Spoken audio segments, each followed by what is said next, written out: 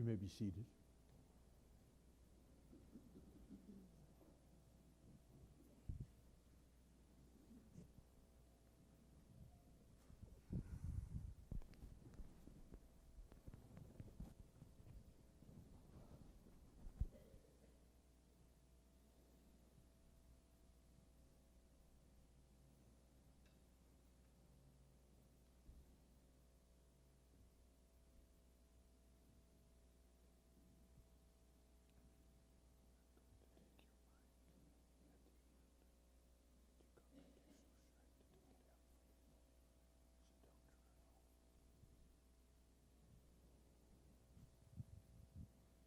Can you hear me?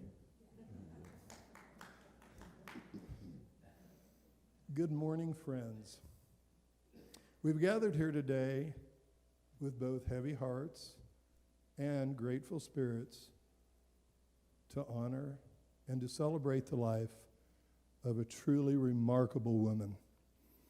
Our aunt, our friend, our neighbor, our mentor, and our sister in Christ, Alice Letty Frey. On behalf of Alice's family, I want to thank each of you for being here. Your presence says more than words could ever about the kind of life Alice lived. She built friendships that lasted decades, and if you knew her for any length of time, whether it was 50 years or 50 days, you knew that any time with Alice Frey was always time well spent, and usually time well structured too. I had the privilege of knowing Alice for about 10 years. That's not much compared to many of you, but it didn't take long to figure out who Alice Frey really was. When I first met Alice, I thought she would be a petite, helpless, gentle woman who would be easy to work for. Wow, I couldn't have been any more wrong, and I mean that as one of the highest compliments I can possibly give. Alice was always kind. Alice was always polite, but Alice was also very determined. She knew exactly how things should be done, and more importantly, she knew exactly how you should be doing them. And if you happened to be doing something incorrectly, she would kindly, patiently, and very thoroughly show you the proper way, whether you really wanted to know or not. She wasn't bossy. She was Alice, and she was just always right. Alice had the amazing ability to stretch a dollar, something I don't think any of us will ever be able to match. I'm fairly certain that the Christmas greenery that we put on her porch every year probably had been around since at least the 1960s. And it was lovingly spliced many, many times. Every year I'd suggest that perhaps, maybe, it was time for an upgrade. And every year she would say, we'll make do this season and get some after the first of the year when it comes on sale. Now, I never did see that sale happen, but I also never, ever once heard Alice Frey complain about what she did not have. She had a gift for being content, and when she said she meant, and she meant it when she said, we'll make do. If you really wanted to see how serious Alice was about doing things the right way, you only had to get near those stupid dumpsters she shared with the Methodist church on the wrong day of the week. I learned pretty quickly that Wednesdays, Saturday, and Sundays were off limits because those dumpsters were needed to be empty and ready for church business, even if it meant hauling her refuse clear across town. That was Alice. seeing that everything was in order, even the smallest details. Behind that determination was something even greater. A deep faith, a steady kindness, and a genuine love for people. Whether she was at the senior center keeping a full-day schedule well into her 90s, or sitting quietly before her God at her kitchen table with her Bible and her devotional open to the day, and Alice paying close attention reading. Alice lived her life with purpose and consistency. Alice didn't need to preach her faith. You could see it in everything Alice did. Today, we'll hear many stories. Some of them will make us laugh because, let's be honest, sometimes Alice gave us reason to laugh. And some of those things will bring tears, some of those memories. But all of them will remind us of just how deeply she touched our lives and this entire community. Years ago, I wrote a poem about the characters that shaped and tempered this unique area that we call home. I wrote it before I ever knew Alice. But it fits her just like Cinderella's slipper, and I want to share it with you. Alice, your beloved plains that you called home have called you home for sure. There's no horizons where you roam, only promise and allure. Our earth she gave to you because you understood her ways, from the brilliant colors and the subtle hues of the tapestry in every day. You knew her rhythms and her wrath, and yet you did remain. The obstacles strewn about your path made you stronger from their pain. Your heart was huge and your spirit strong, yet your temperament was meek. You knew how to right the wrong. Instead, you turned the other cheek. You were a lighthouse on this prairie, and forever I will recall. No matter how weak or weary, you, Alice, always standing tall. As we begin the service, I invite you to hold on to your memories of Alice and to smile through a few of them and to lean on one another through the harder ones. And to give thanks to God for the incredible blessing it was to know and to love and to be loved by Alice Letty Frey.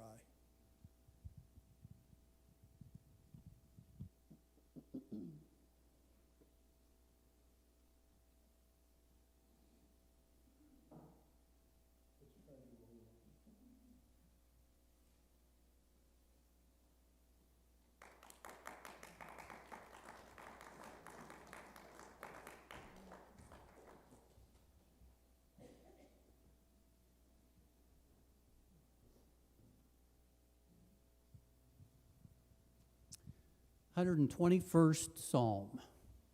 I will lift up mine eyes unto the hills, from whence cometh my help. My help cometh from the Lord, which made heaven and earth. He will not suffer thy foot to be moved. He that keepeth thee will not slumber. Behold, he that keepeth Israel shall neither slumber nor sleep. The Lord is thy keeper. The Lord is thy shade upon your right hand. The sun shall not smite thee by day, nor the moon by night.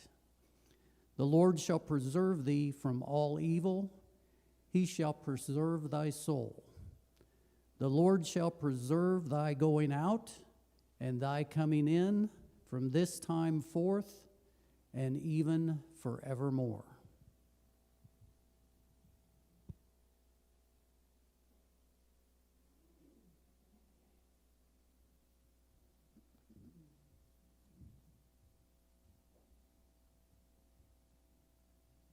You are invited to stand if you are able and sing together with Hymn of Promise.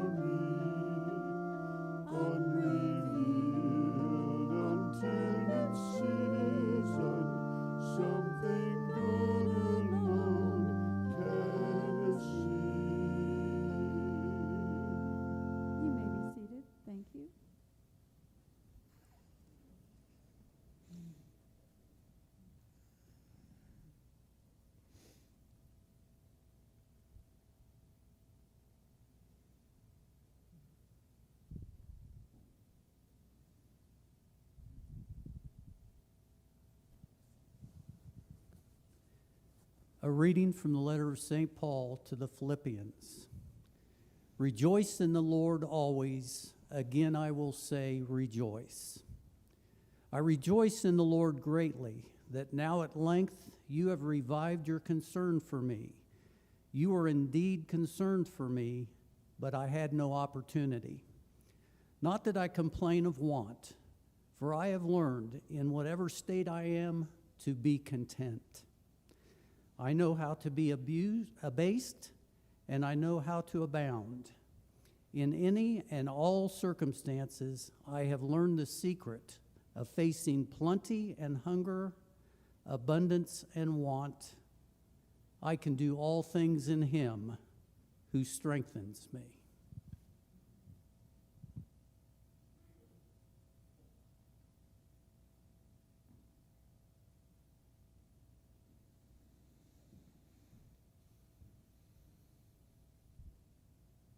How great thou art.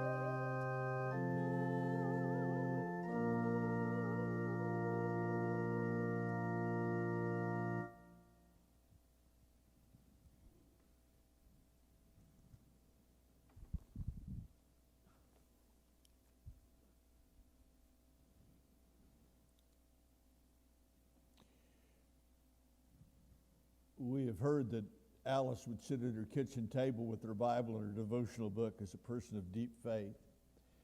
So I'm going to invite you to hear these words from the Gospel according to St. John, not as read by someone standing in a pulpit in the United Methodist Church in Ulysses, but as Alice would have heard them, encountering them in her Holy Scripture as she spent her time. From the Gospel of John, we find these words of Jesus: "Do not let your hearts be troubled.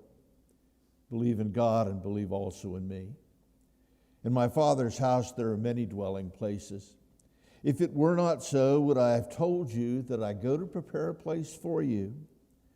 And if I go and prepare a place for you, I will come again, and I will take you to myself, so that where I am, there you may be also. And you know the way to the place where I am going. Peace I leave with you. My peace I give to you, not as the world gives, do I give to you. Let not your hearts be troubled, neither let them be afraid." Those words were spoken by Jesus to his disciples as a way of preparing them for what he knew was going to be one of the significant events of their life as it is in our lives. They were going to have to confront death. The loss of someone who they knew and loved and were in relationship with. And he knew that that may be one of the most difficult things that we are called to do. To acknowledge in this place of great life that death is part of the world that we live in. He knew the disciples were going to need help confronting that, just as he knows that we need the same thing. And so we offer those words. A promise that was more than a promise, but was a hope of things to come. In my Father's house are many dwelling places. If it were not so, would I have told you that I go to prepare a place for you? Can you see Alice sitting at her kitchen table reading those words? I mean, that, folks, is foundational to our faith. The promise of the Christ that when we die, that is not the end. Because death has lost its power. It's lost its sting. Because Christ has prepared a place for us. And made that real through his sacrifice on the cross and through his walking out of an empty tomb on that Easter Sunday that we celebrated just a week ago. One of the things that you know about Alice, and I didn't know her, I wish I had, was that she was an extension agent in Grant County for a lot of years. And I suspect, as we heard bits and pieces of her life, one of the things that we know about that was that was more than a job for her. It was an opportunity to bring people together. You know, sometimes we read the Gospel of John and we read that in my Father's house are many mansions, and we get this picture of this big house. I suspect that would not have had a lot of meaning for Alice. It wasn't about creating houses, it was about creating homes, about relationships where people could come together and share in the joys and the hopes and the dreams and the possibilities of life. That Christ's promise to the disciples was that I'm going to go and prepare a home for you, so that when death loses its power, there is still the opportunity to relationship, not only with all the saints that have gone before, but more importantly, an opportunity for a relationship with God. I was intrigued. You shared about Alice, that apparently she was a determined woman who knew the way it was supposed to be done and would tell you, right? I want you to get this picture just for a moment. Alice walking into that home that Christ prepared for her from the beginning and hearing these words from her God. Peace I give to you, not as the world gives do I give. Let not your heart be troubled, neither let it be afraid. This is the Jim Akins translation of that verse, right? That when Alice walked into the presence of her God on that day, he said, guess what? You don't have to be in control anymore. I got it. I got it. So why don't you just enjoy and relax in the peace that is yours for an eternity? So we can gather in the midst of death to celebrate life because of what Jesus told his disciples and eventually what he did on a cross and walking out of an empty tomb. But the good news is this.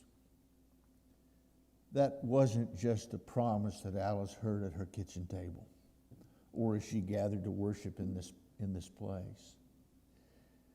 That wasn't just a promise for Alice, it's a promise for each of us. Someday, we're going to walk into the presence of God. And I don't know who we're going to hear it from first, whether it's going to be God or Alice that says, okay, I got it. Peace I leave with you. God leaves his peace with us on this day because of the gift of his Son and the eternal life, the eternal home that is Alice's and that will be ours. Thanks be to God.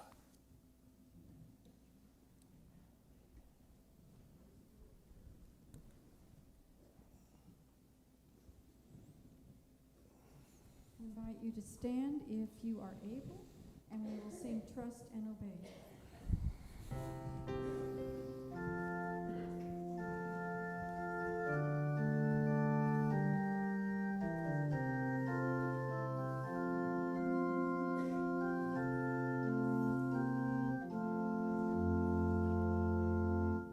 What a glory he sheds on our way.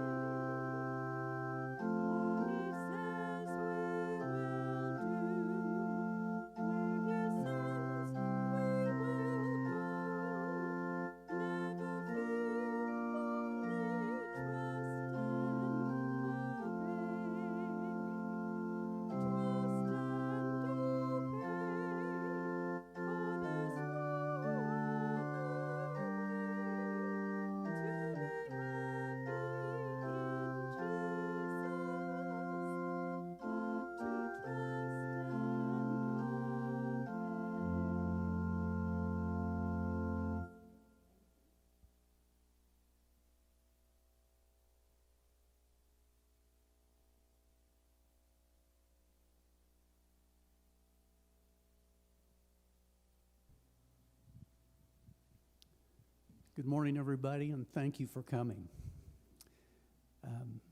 First of all, I'd like to thank everybody. Ann Alice had a goal in life. At the end there, she wanted to go out on her own terms. And part of that had to do with being able to stay in her home.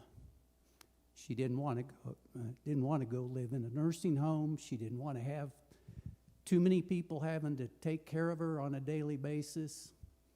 But she knew she did need some help, and she was willing to accept that from all of you.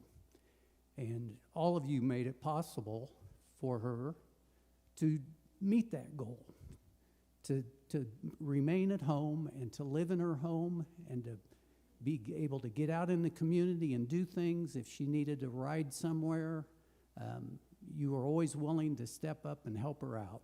And she was very grateful for that. And my family and I would like to personally thank you for making that possible. I'll make it through. I'm going to step out on a ledge here, and I'm going to bring up my favorite movie. And that's going to be a dangerous thing, too, because my favorite movie is It's a Wonderful Life. And you have to make some comparisons there with, if you're familiar with the movie, George Bailey thought his world would have been better and everybody would have been better off if he had never been born. And when I think about that and I compare that with Aunt Alice, I think what a wonderful blessing. And what a shame it would have been if none of us had ever known her. And so for that, I'm very thankful that she was my aunt. I tell my 3 children all the time, they have an Aunt Nancy, and my sister, who will be up here in a minute, and you'll get to know her really well if you don't already. But I tell my 3 children all the time, everybody needs an Aunt Nancy. And over the last several months, I came to realize that I had some similar thoughts about Aunt Alice, that she came to Ulysses as on her own. Now, she had her niece, Janet, and a sister, Janet's mother, Beulah, who lived in Meade, but came to Ulysses and made a life for herself.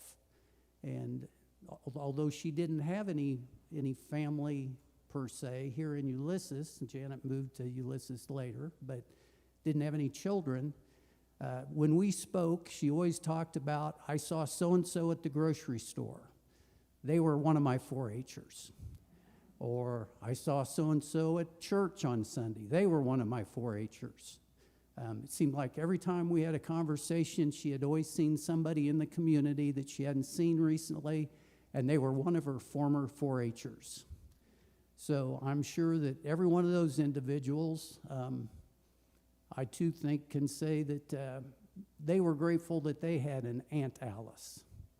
And I'm just grateful that she was able to provide that help for all those folks. I did want to share a couple things Carrick had mentioned about Aunt Alice's strong ability to stand up for herself and stand up for others. She always, as Carrick told me one time, she always had his back. Well, Aunt Alice always had my back too. So one of my hobbies is I officiate high school sports, football and basketball. And many years ago, I also tried officiating college basketball. And one night I had a game at Seward County, and so Aunt Alice made the trip over to Liberal to watch me officiate. And afterwards, she hung around and we chatted a little bit.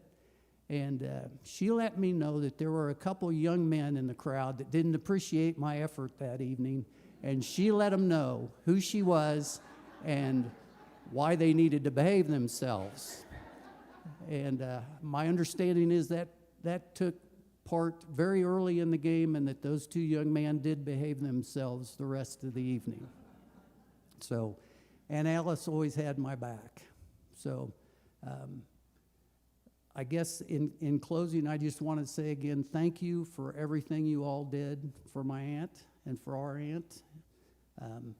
And would like to invite you all to remain afterwards. We're going to have a luncheon downstairs, and we can share more Aunt Alice stories. Thank you.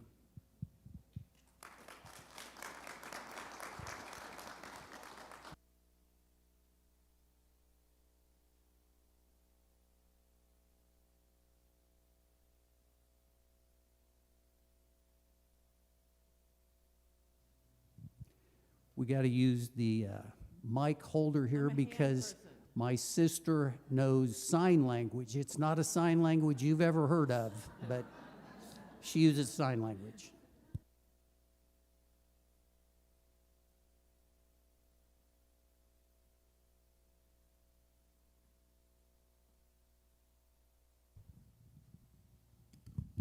Oh, this is Carrie. I almost said yours.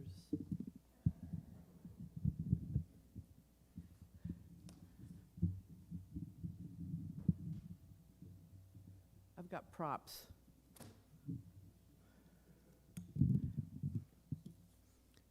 Is this good? It'll have to do. All right. Let's see. I am Nancy. I am niece of Aunt Alice, brother of Jay. My father and Alice were brother and sister. I am so happy to see so many of you this morning, here to share some sadness, the loss of our Aunt Alice, and yet to join and celebrate her. There aren't many times where you get the opportunity to know someone before you knew them. I just want to touch base on a couple of things as I started to see Aunt Alice's history, because I got to know her before we all knew her as our Alice. There's one thing that Carrie said, the gift of being content. Boy, was she great at that. She was great how humble she was. She was content at being humble, and her structure never wavered.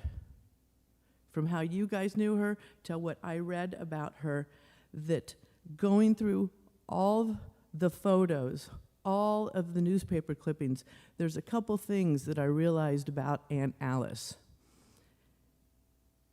Most of the photos that we saw were of everybody here in the community. There were so many. There were so many. How can you get all of those, in there? Well, those are the memories that you guys have that have been shared through the photos. Most of the percentage of those photos were photos of Alice at a microphone accepting an award. Who can win that many awards? So I decided I'm going to have to scale it down. So as I started to read through some of Alice's history, Janet, Jay, and I we were honored to kind of be given her stuff. And as I'm in New York City, sitting around with some of Aunt Alice's memories that she held very neatly and organized, I just want to kind of share some of those with you. The Alice before we knew Alice.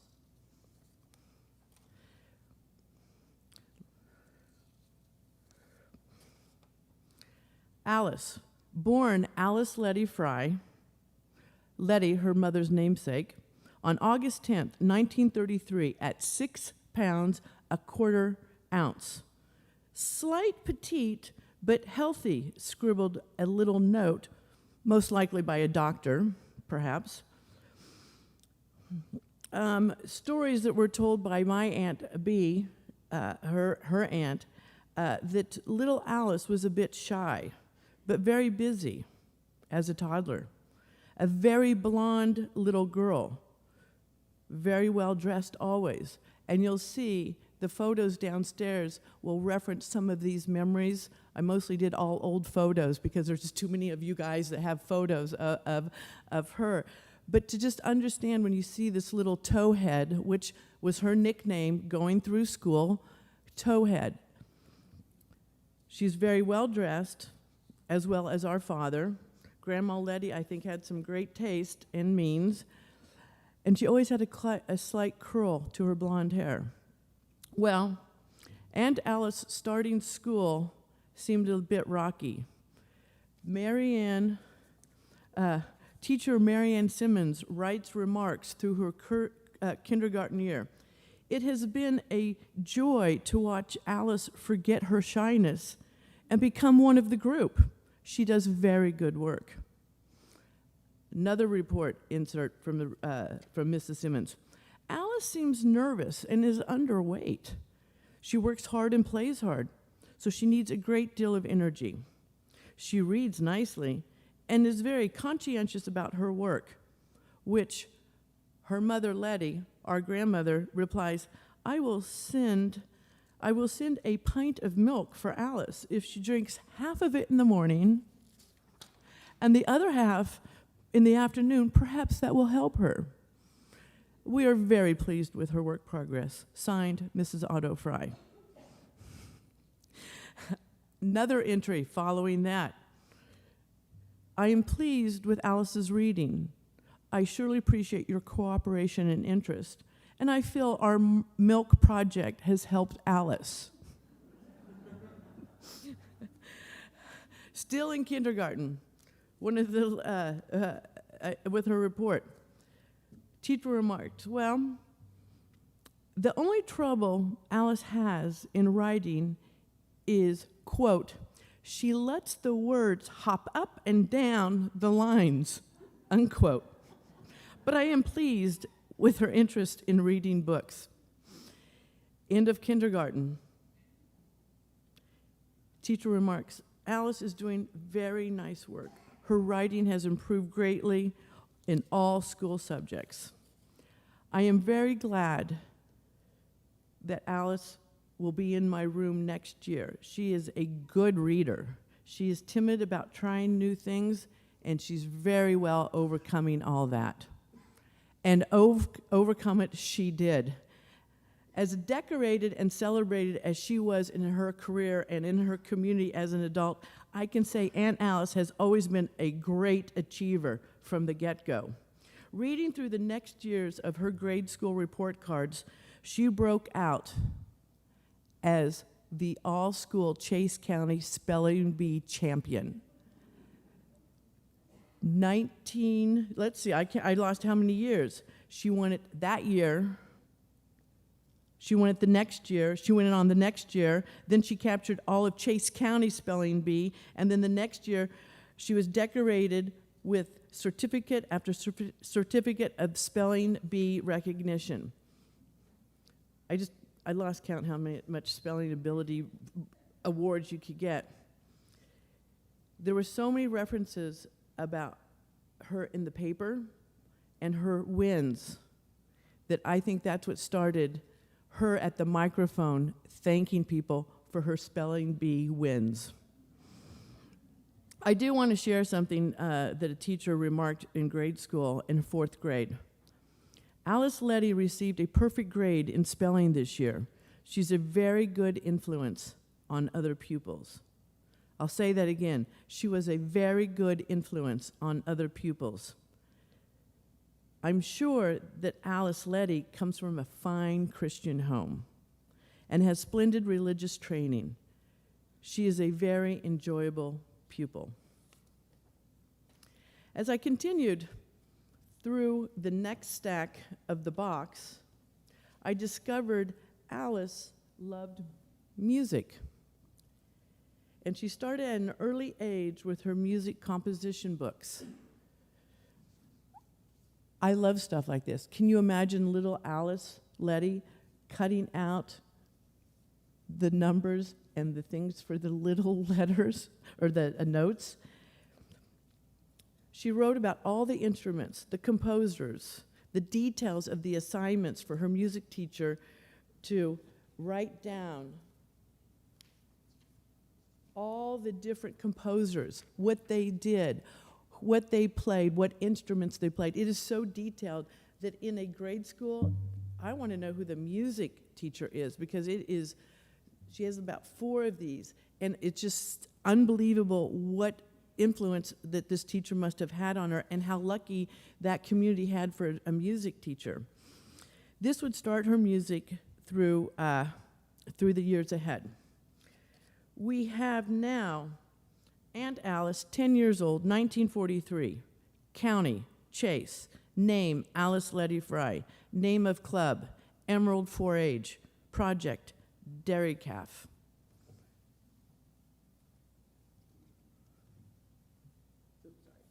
Okay.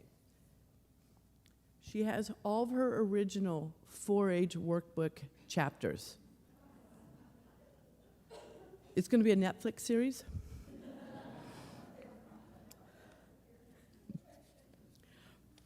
This is her first writing, 1943. I wanted to join 4-H club all spring, but I was not old enough. I started feeding a calf in the spring. When I was about almost 10, they took me into the Emerald 4-H club. I went on the 4-H tour. We saw some good 4-H stock. We went swimming and had a picnic supper. I had a good time. I fed my calf, and I'm hoping to take my calf to the fair to show the 4-H club. I named my calf White Diamond. She is a tame calf.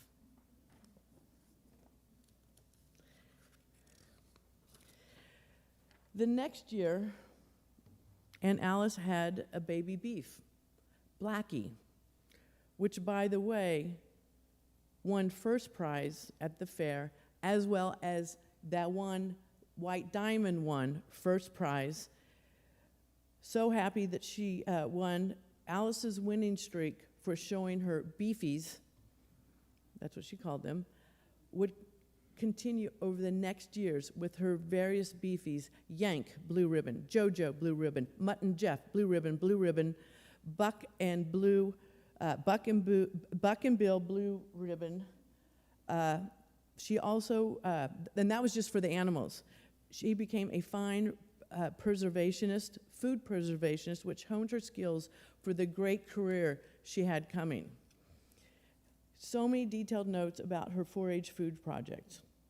One year, in her 4-H writing, she wrote, I cooked a meal service and preservation food line. I took a meal service project and preservation food line. I had a great deal of fun preparing the meals alongside a few mishaps and mistakes. Clothes for I took clothes for special occasions. I took the clothing. I did two things in this. I made my first plaid dress. Oh, what fun. And of course, I had to pick the hardest plaid in the store. I also made a coat, which was entirely new to me, but I certainly enjoyed it. Those 4-H years were so happy for you. I just sat there and I read all these narrative reports, what she was thinking, and it just shows she hasn't changed much. What is impressive is how she is a cowgirl. You can take a look at the photos downstairs, in a paddock with her calves and her cows, to a beautifully, perfectly curled, blonde, in a pretty dress. She was beautiful. High school, still active in 4-H, traveling to state fairs. I spoke with my Aunt Mary, who went to school with her, and we were speaking about stories. And she said when she would travel with Aunt Alice, a lot of people thought, oh, she's very, maybe timid, a little shy. She goes, when she got out of the Flint Hills, she had a great time. She said, Aunt Mary thought, I think she excelled in 4-H, so she could go to the Hutchinson State Fair. She also was a big singer in the Glee Club, outgoing, would always go on the trips to Topeka, to the state capitol, just so I think she'd get out the Flint Hills. And she just said that she was a giggler. That's interesting. Aunt Alice was a giggler. Well, Aunt Mary said there were a couple times Aunt Mary was a singer, Aunt Alice, two different octaves, and so they would sing harmony, and they would be set up to maybe sing a solo with the two of them. And one time they got so, it must have been nervous, but they got so nervous, but they just started giggling. And the music teacher was getting really mad at them, and they're there to, present this great solo, and they just couldn't stop giggling. And that was a memory that, can you imagine your Aunt Alice was supposed to do something, and then she was just faltering because she was giggling? That's Aunt Alice. School plays. She was in every school play. Well, this is going down slowly. Hold on. Is that bad? Can you still hear me? Yeah. So I was surprised for the school plays. She still had her playbooks. One play, she played Clara, who would be Mama, a middle-aged, pretty placed in a disposition, absent-minded, never satisfied as things as they are. Aunt Mary said she played the part well, except for the absent-minded. She tried to, but she would just giggle when it came to, so I think that's what Aunt Alice thought absent-minded was giggling. Who knows? She also played in another school play, Bertie, a timid, soft-spoken, pretty thing with a secret yearning for romance. She was very old-fashioned, impeccable appearance with a pretty spring dress. When she was in high school, she got her first award, which was a scholarship to Kansas State University. And that was the beginning of her being recognized. She's in the paper, and from that point on, I just saw how she excelled at K-State, how she was getting the scholarships, how she was also invited into the Ramacom new secret society. I was reading what that was. And I just couldn't help but think that she, in her previous years, where the Alice that we didn't know, knew how to hone all those skills, and that little kindergarten, first grade, a little rocky, but you know what? She did overcome that. And I think when she was given the award for K-State, what she was going to major in, she was asked, "What does this mean for you?" And she said, "To be a home extension economist, my purpose is to improve the quality of living for family." And I think that really kind of sums up who Alice was, not just for family, but the community in which you guys were her family. I got a call from Jay, who was really taking care of Aunt Alice along with, Janet, and as these years the years were coming up to last year, she was doing great, and then Jay said, she's aging. And I get a call. I call Aunt Alice. I hadn't heard back from her. I called her 3 times. Usually Aunt Alice is there. I know what her schedule is. I called Jay. I called, Lori. I said, I haven't heard from Aunt Alice. I haven't been able to get her. Sure enough, she probably had, wasn't feeling well. Jay and Lori were kind of on top of it. She was in the hospital in Dodge City. And I know that they were going to bring her back. And I call her, and she says, "I'm ready to go home." I'm like, great, to the Lord. And this was her mantra. I am ready to go home to the Lord. And I live in New York City, and it is no secret, it's hard to get here to Western Kansas. And I said, okay, when?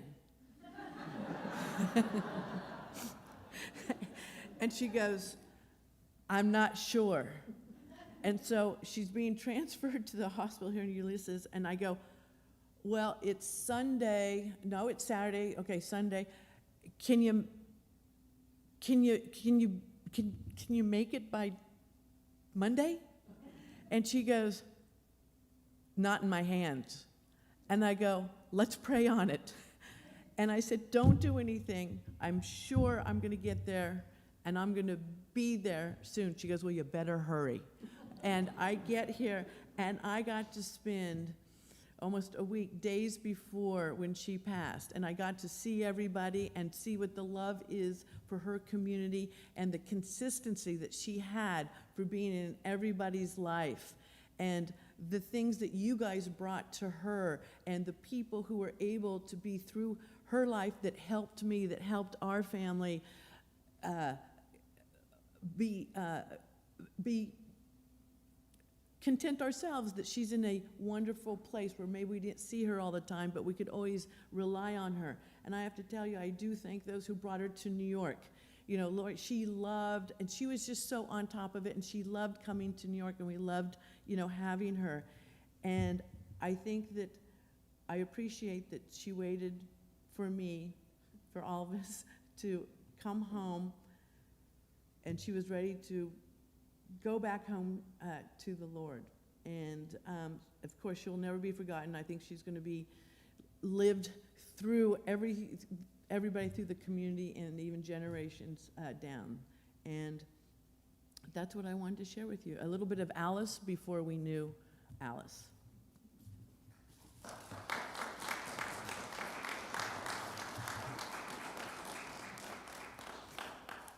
I'm just so glad she got rid of the words that go hop up and down.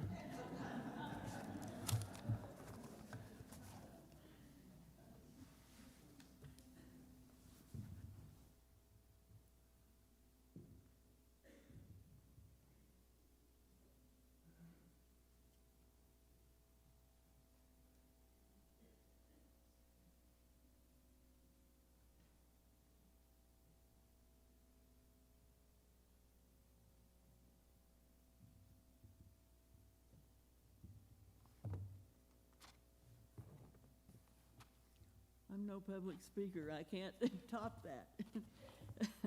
I'm Janet Cantwell, her oldest niece. We used to live here. My husband Chuck was from here originally. I was from Meade. Now we live in Oklahoma. I think Aunt Alice probably started my lifelong love of horses. Looking through the pictures, I found pictures of me and her when I was probably about 1 on the horse, Grandpa Frey's horse Slipper. And I always wanted to ride Slipper whenever we went back there. He was really nice. After Daddy died when I was 11, and Mom had fallen and broken her hip and had a lot of trouble with that, and Alice would come and go on vacation to Colorado with us sometimes, and we had some great times. We always went to Raton to the horse races first. I loved the horse races. I'd go down by the rail and over by the saddle, and they would sit in the grandstand and knit. They always had to knit. We did this several years. And then we would go up to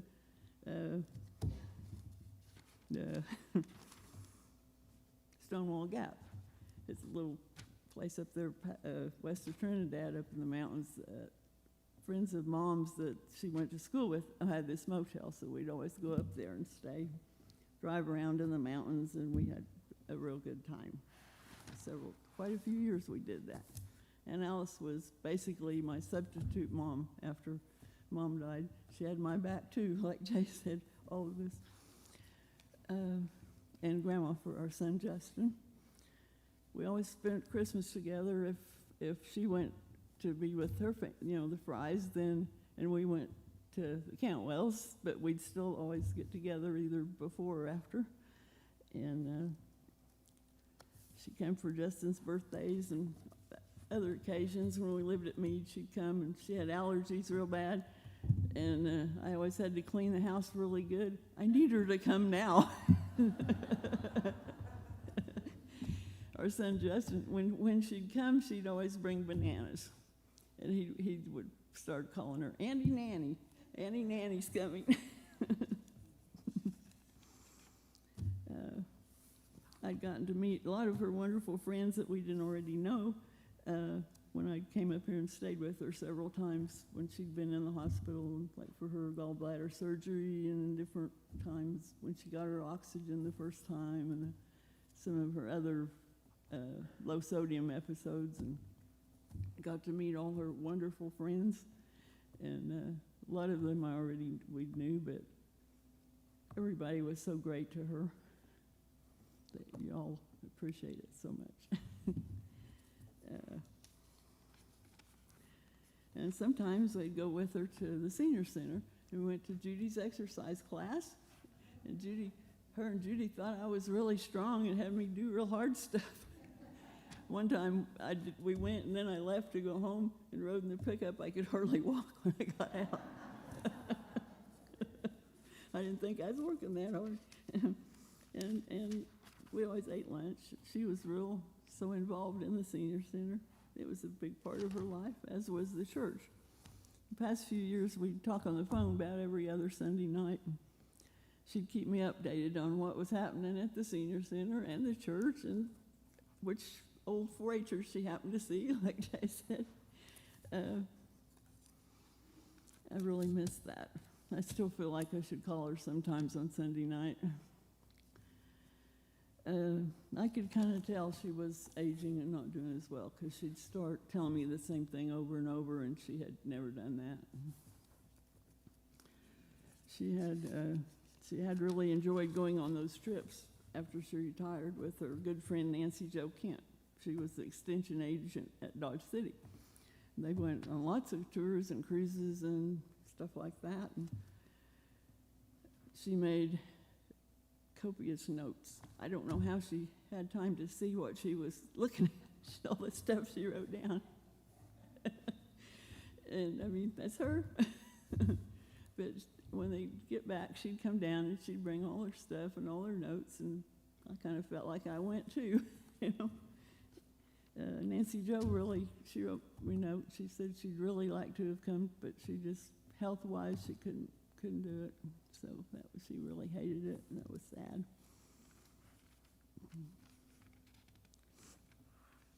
And she was also really involved in the church and did a lot of extra things, like the funeral dinners and visitation, and she was still even doing something with the cards right before she died, gathering them up, I think, and a lot of other organizations, and of course 4-H, which was part of her job, but it was still, 4-H was a big deal in our family. I was in 4-H, and so was Justin, and so was Aunt Alice and Mom, I think. And she did all this stuff, but she didn't do it to get the recognition. She was humble. She just did it because she loved people and loved doing things for people, I think. When Linda and Carrie got her nominated for the Citizen of the Year that year, and it was a surprise, of course, she didn't know it. We all did because we came. And she said, "I was so embarrassed." I'm sure she appreciated it, though. And last Sunday was Easter. We always had, for quite a while, been coming up on Easter and going to church with her and stuff. And this year it wasn't Easter. We went to our church, but it wasn't the same.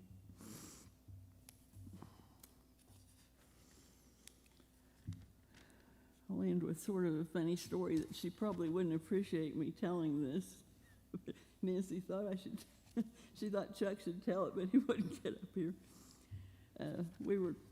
Between us, we're talking about like when she stuff, you know, and one of the things came up was when she came here.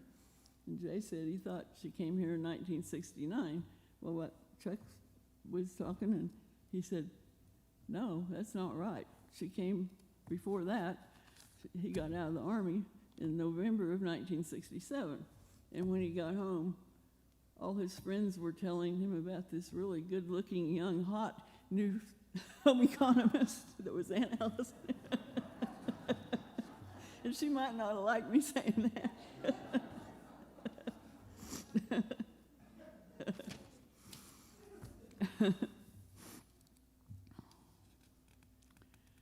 And I'll quit on that pretty much. She's done so much for us over the years, and just, you know, like always had our back and helped out when we needed something, babysit for Justin sometimes. Just, she was always there. She was kind of my second mom, and I really miss her. And she really helped me when Mom died and when Justin died. And I don't know what I'd done without her through that. She was so special. Everybody knows that. And you guys are too, I think. And we thank you so much for helping her and making her be able to stay home as long as she could. Because she did not want to go anywhere else. And at the hospital, all she said was, I just want to go be with the Lord. In fact, for a few days there, she wouldn't even eat because she thought that was going to prolong it. So I said, we said, well, you need to eat. But yeah, she was ready. I guess that's all I got.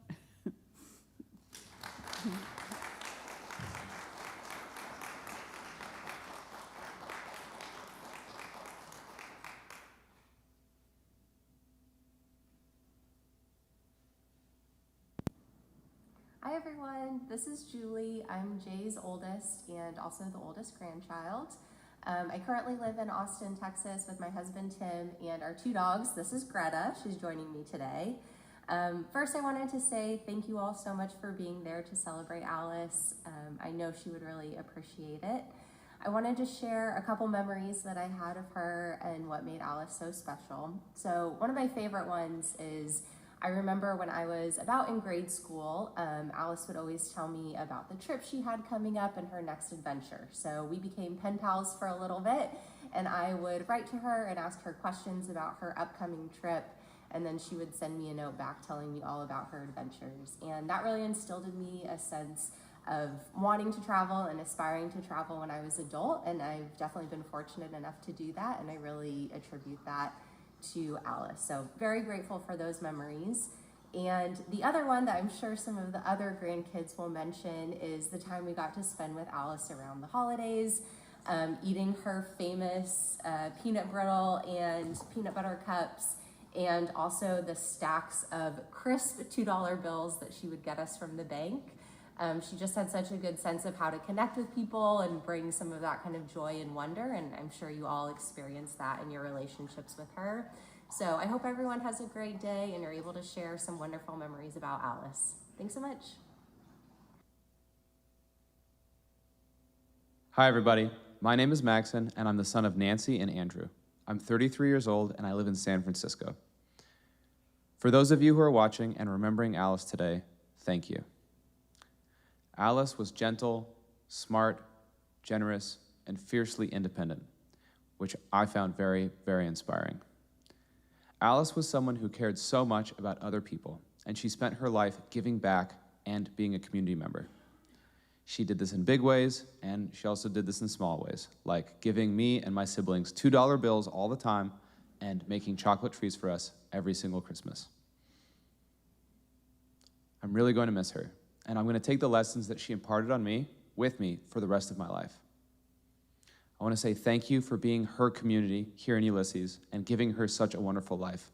She spoke so highly of her community here and her morning coffees and the people who she spent time with and cared about. And it's obvious that you all cared about her so much. Hi everyone. Before I get started, I really want to thank each and every one of you personally for taking the time out of your weekend to enjoy the wonderful life Alice had. I am sure, being the humble woman she was, she would never fully express how much that means to her. For those who don't know, my name's Ellen. I am Jay and Stephanie's daughter, and I'm joining you from Denver, Colorado. I am Alice's great niece, which naturally by that I mean awesome. I had spent some time with Alice the week that she passed away, and we talked about some of her favorite things. For her, that was her loved ones, her travels, and Ben & Jerry's Cherry Garcia ice cream. But now that I really think about it, I don't think she fully said what order that went in. Well, one morning I was looking at her fridge and saw all the magnets from the places she had went to throughout her lifetime. And being an avid traveler myself, I asked her what places really stood out to her. She mentioned Australia, Canada, and Iceland were some of her favorites, But one thing she said that really stood out to me was that her favorite adventure was the one she was currently on. And, I couldn't agree more. So I say, as a group, let's agree to make our current adventure our favorite until the next one, of course. And maybe we can enjoy some ice cream along the way. Hello, I'm Tom. For those of you who don't know me, I'm Jay and Stephanie's son, and I live in Seattle with my wife Grace, our dog Buddy, and our cat Henrietta. And I wanted to share a memory of the impact that Aunt Alice had on my life. As a kid, I was, really into math and science, and loved building things, loved doing things with my hands. And Aunt Alice found this space camp at the Cosmosphere in Hutchinson, Kansas, and offered to sponsor a small scholarship to send me there. And I took up on that offer. Went to space camp. I learned so much. It was kind of my first overnight camp experience, and it was so impactful, and I still remember all the different science and math things that I learned at that space camp, and it's kind of helped shape me into the person I am today. I'm a mechanical engineer today, so I'm still using some of those lessons that I learned at space camp all those years ago. And I think I've heard other stories of Alice and the impact that she's had, teaching other people in her community new skills, and she's had such a wide impact on other people's lives. And I'll always keep the memories of what I learned from Alice and the impact that she had on my life close to my heart. So yeah, I love you, Alice. I miss you, and I'll always cherish the memories that I have of you. Hi everyone. If you're watching this, it's because you love Alice Frey, and so do I. I'm Jeremy, I'm Alice's great niece, and I'm Nancy's daughter, and I'm coming to you from Colorado Springs, Colorado, just a little drive from Ulysses, Kansas. My relationship with Alice has changed a lot over the course of my life.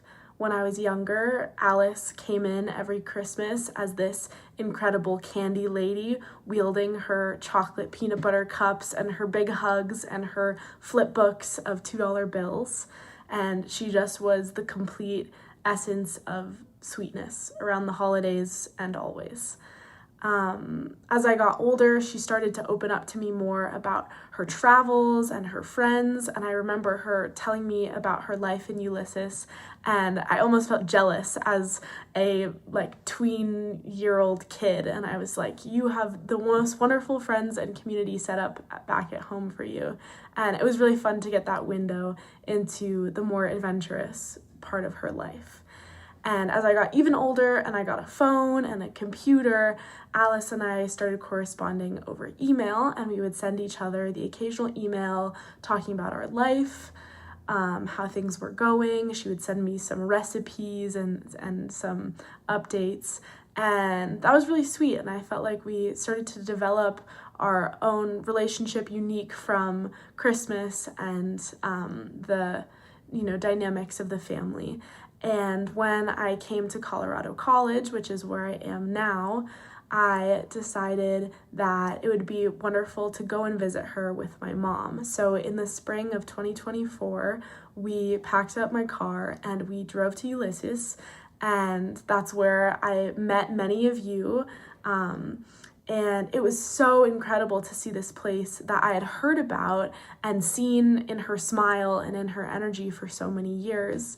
And I remember one morning we woke up, and I didn't really know what to do on a Saturday morning in Ulysses.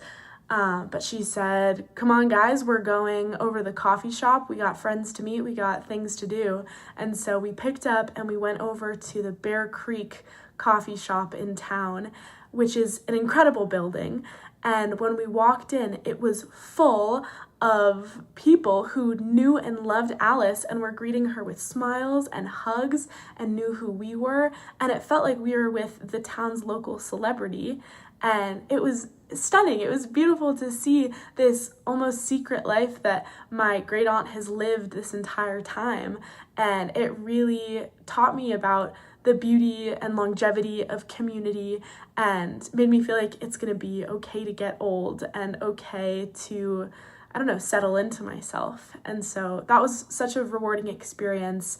And it was coupled with also seeing Alice's home and getting to parse through her things, like her jewelry and clothes, which I stole, but also her old journals and keepsakes.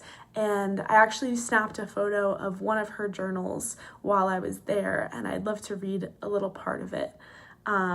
This is a journal from May 4th, 2017, and I think it just expresses, how much gratitude was intertwined into Alice's perception of life. But she writes, "I am thankful for my brother JM. Today is his birthday, May 4th. I am especially thankful for my good friends who cleaned up my yard after the unusual snowstorm, lots of limbs down. Linda B. for loaning me her clothing catalog and for her advice as a friend. For the warmth of the sun after a big snowstorm, but I appreciate the moisture. For the freedom we have and may have in Bible study and can each share our own thoughts. For the patience of librarians that help me with the computer, I can tell that I am their problem child." It's clear that Alice was such an accomplished and incredible woman, and yet she was so humble and full of gratitude at all times. And she was really so generous as a friend and as an aunt and as a family member and community member with her time and with her attention. And it's truly inspiring to me. You could tell on the phone calls and through the emails we shared that she always wanted the best for me with her entire heart, and I felt that every time. And from looking over our correspondences, I actually found that our last email was almost a year ago today, on April 20th, 2025, wishing each other a happy Easter. I was thinking of her then, a year ago. I'm thinking of her now, and I'll be continuing to think about Alice all the time as I think about how to be grateful and how to cherish family and community and adventure in my own life. So I miss Alice, I love her, and I'm so glad that she had you all as a wonderful community to continue her life with. And it's really beautiful getting to remember her.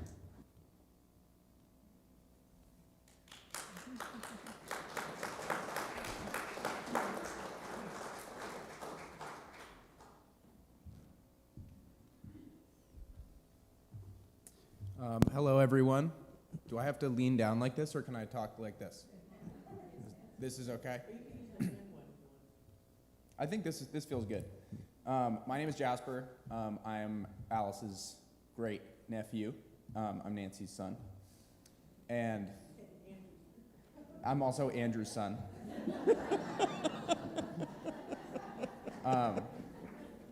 So now that my Grandma Louise has passed, I think it's okay to say that she wasn't a very good cook.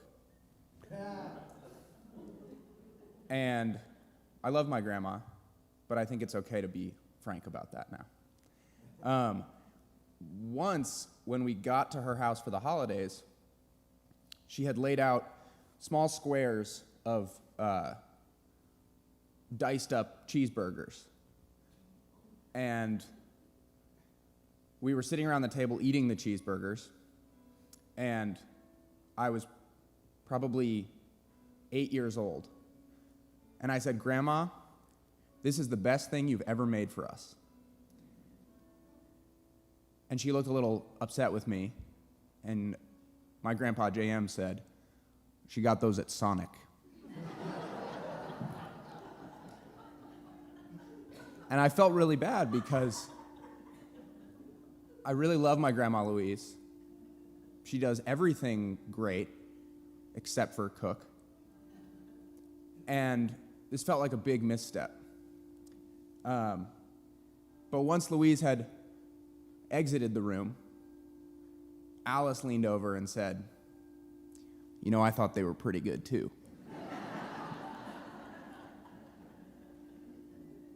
And I think of Alice as a sort of generational diplomat between my wonderful but overbearing grandmother and her wonderful but passive brother, and the rest of us grandkids who were sort of bumbling our way through the holidays, trying not to offend our grandmother's cooking.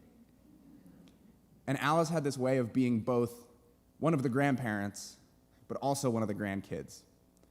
And every time an adult in one of our lives did something that we thought was annoying or questionable or embarrassing, we could always look at Alice, and she was tuned in to exactly what we were. She was probably annoyed, embarrassed, and was ready to be our ally in that. So it was very cool to have somebody who was an older mentor, but who also knew how to be one of the grandkids and knew how to share a cheeky smile with one of the grandkids that acknowledges, yes, what these old people are doing is crazy. And I'm on your side. But I'm also here to help you see how to be on their side as well. So I really appreciate Alice's diplomacy in that way. We miss her a lot. I'm really grateful that my sister was able to develop such a deep relationship with her. And we know that all of you have deep relationships with her as well. We were hoping to turn the mic over to people in the community to share memories or thoughts about Alice. And we can send this microphone around, right? This one? So take your time if you want to come up with something, but we can pass this mic around and then people can share as they become ready. I'll just start walking.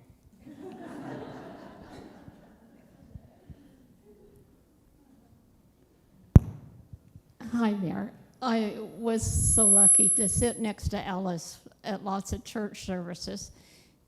And when Alice would start singing, I quit and listened to her vibrato or whatever it's called. And she just, no one could compete with her. And it was just wonderful. And I miss that at church so much after she passed. And the first Sunday was just awful because, you know, she wasn't there to sing for me to listen to. Thank you.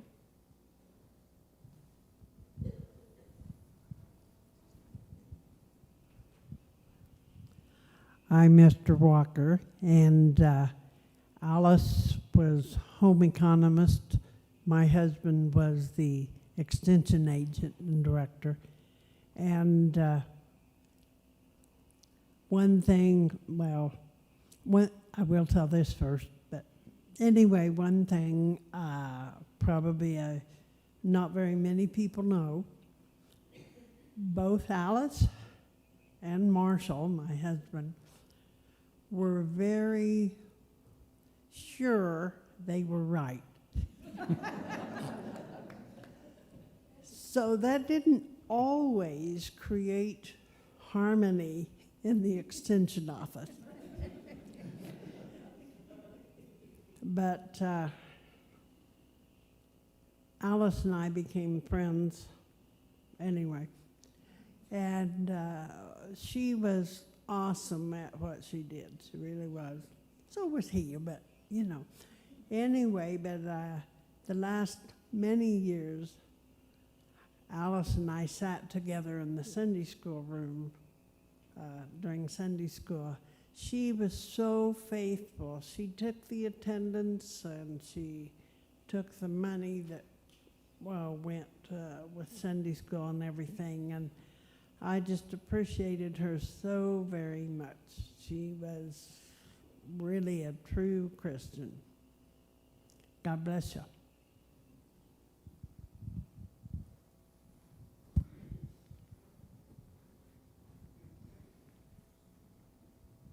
Hi, I'm Pat Zahn, and I I laugh when I think about the story that Esther told me about Alice when she was in the hospital, and she decided she'd had enough. The doctors really didn't know what they were doing, and she discharged herself and left.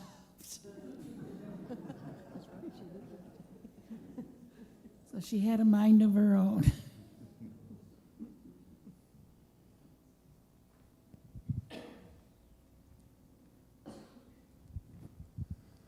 My name is Jose Olivas, and Alice, I was a member of her class, Sunday school class, and she always came in, and I come to the church early and make coffee for anybody that wants to have coffee, and she would come in, she didn't want coffee, but she'd say, "Are you alone again, Jose?" And I said, "Yeah," and she says, "That's okay," and every day, well, every Sunday, I would see her, and I really miss her, because after she died, I was looking for her, and then I remember she's no longer with us. But in spirit, she was, and every Sunday morning, she still greets me, and I just call that special. Alice was really special to me. I just appreciated her.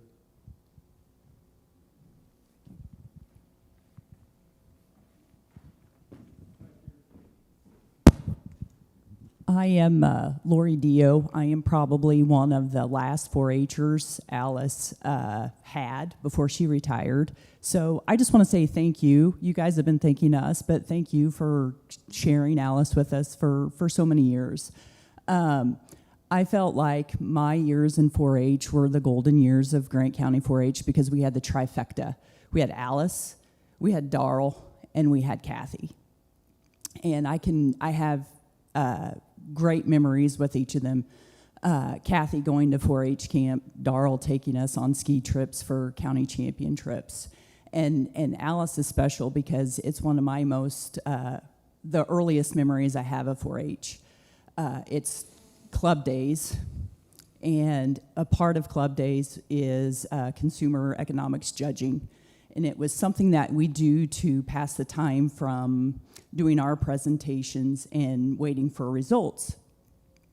And in the corner, for my earliest memories, Alice would set up a table, and she would teach us the things that we needed to learn about consumer judging, whatever it was relevant to that day. And the first thing I remember is learning how to measure. The right way, Alice's way, and the wrong way to measure. And so I just want to let you guys know, as Alice's family, that will forever live on, because when I was a stay-at-home mom and I taught my kids how to bake, I taught them Alice's way. So just know that hopefully for years to come, my kids will teach their kids the right way to measure as they're baking.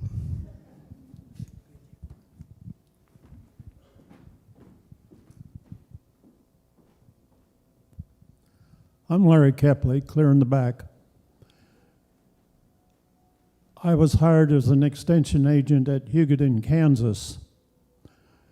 Part of the stipulation was that I would undergo a month's training here in Grant County under Marshall Walker and Alice Frey. And I thought at the time, I know Marshall well, I don't know Alice well. I'm not sure why they would say that I needed to be trained under the home economics agent. But that was a delightful experience of that 1 month training under both of those agents.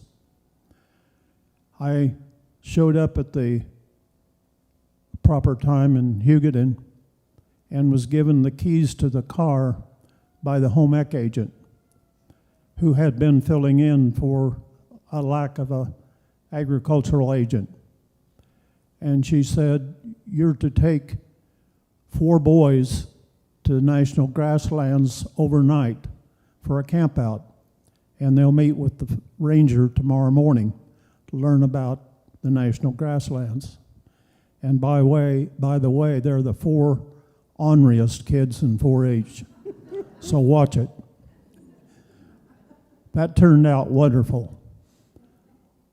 Not too long after that, the home economics agent resigned to take another job in eastern Kansas, and I found out why I was trained to be a home economics agent.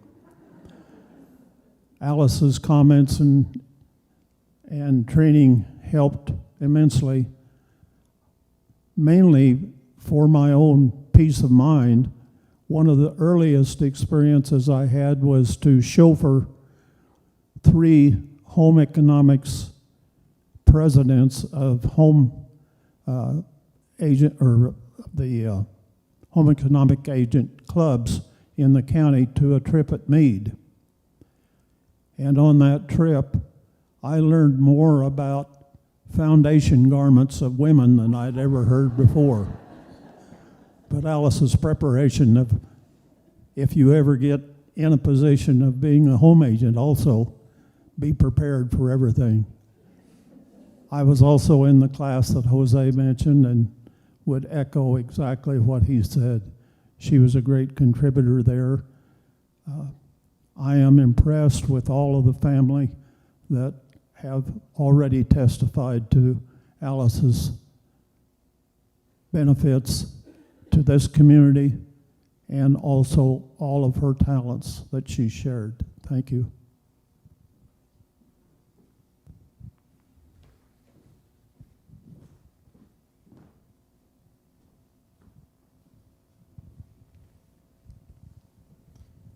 I'm Darrell Henson. And those of you that know me know that it's kind of dangerous to hand an ex-extension agent a microphone. But I and my family came to Ulysses as the extension agent in 1986, following the institution of Marshall Walker. And although I thought I knew, I really didn't know what I was getting into. But Alice, Carrick's comments about Alice described the lady that I remembered and knew well. She was very unassuming, I guess. In fact, she had handed the directorship to me because she didn't want it, and therefore I didn't know what I was getting into. But it was Alice's quiet, steady guidance, I guess, that helped me in my early extension agent career. I don't think I ever heard her raise her voice. But when Alice said something, you wanted to pay attention. She knew, like everybody said, she knew what she wanted. She knew how things should be done. And even though she wasn't overbearing and forceful, you knew that when she gave you a suggestion or a comment, that it was for a purpose. And I quickly learned to listen. And I appreciated my years with her as a mentor and a guide, and a coworker and a friend.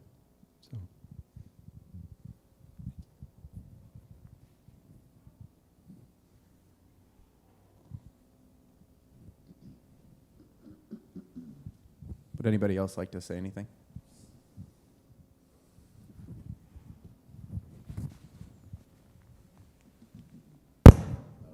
Hello. Hi, Andrew Jarecki. What does that make me? Husband to Nancy. So Aunt Alice was my aunt by marriage. But I felt like she was my aunt because that's how she behaved. And I just want to talk about 1933 for a second because it's relevant, not just as her birth date, but as a point of comparison. So in 1933, people did not have televisions at home. They invented FM radio in 1933. What else? I think her birth date was the date of the first midget car race. That's a pretty seminal event, as I'm sure many of you remember, even if you're normal height. No, it was the midget cars. I know. Anyway, the point is that that Alice grew up in a time that was radically different from today, and none of the stuff that we and our kids experience. You know, I was looking at Jeremy on the screen, and you know, she's got a phone in one hand and she's got a computer in the other, and she's looking at her screen and adjusting the connection to be able to talk to us, and here we are getting it projected for us from many miles away, and it just strikes me that for somebody who grew up in a time that was sort of prehistoric from the standpoint of most, like our kids, you're like, what does that even mean? What is FM radio, and who would care about it now? You know, is that like Instagram? No, it was before Instagram.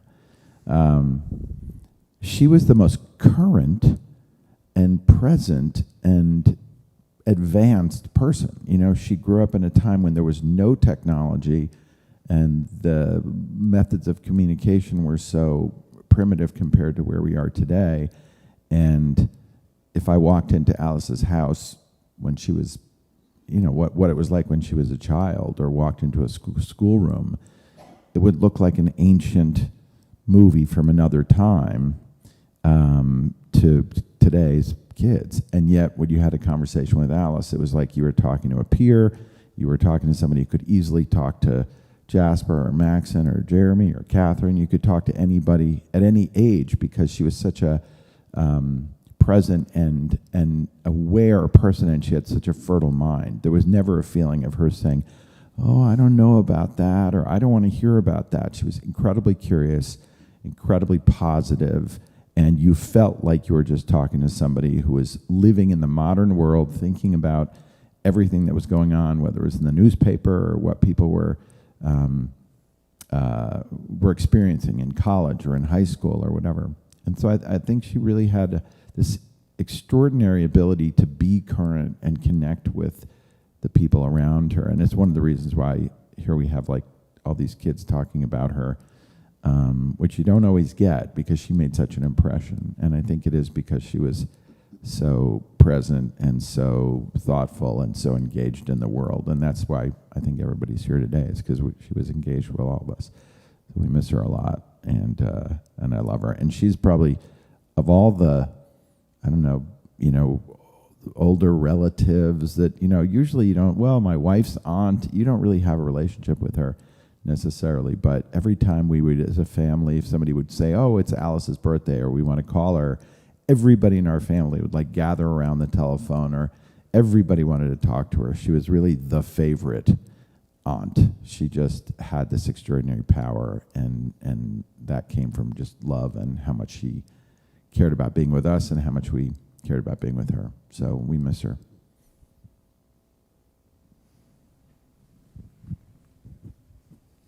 Anyone else? Thank you.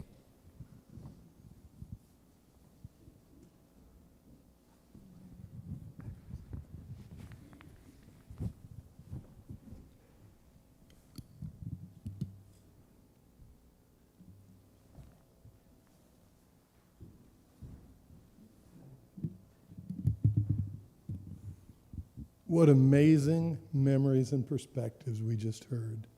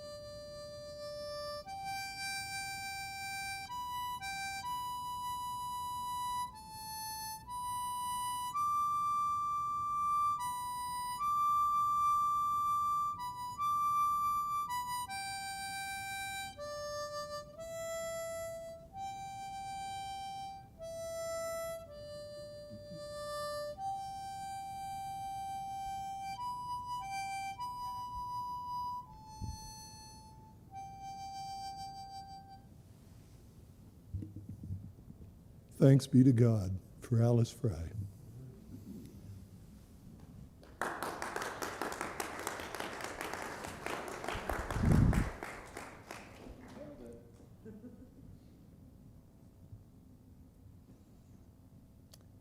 I would invite you now to join your voices as we pray together the Lord's Prayer.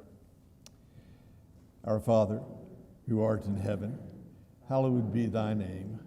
Thy kingdom come, thy will be done on earth as it is in heaven. Give us this day our daily bread, and forgive us our trespasses, as we forgive those who trespass against us. And lead us not into temptation, but deliver us from evil. For thine is the kingdom, and the power, and the glory forever. Amen. Following the benediction, the family will be moving to the lower level to Fellowship Hall, where you all are invited to join them there and continue the celebration of Alice's life. And now may that peace of God, which passes all understanding, keep your hearts and minds in the knowledge and love of God and of his Son, Jesus Christ our Lord. And may the blessing of God Almighty, the Father, the Son, and the Holy Spirit be with you this day and always. Amen.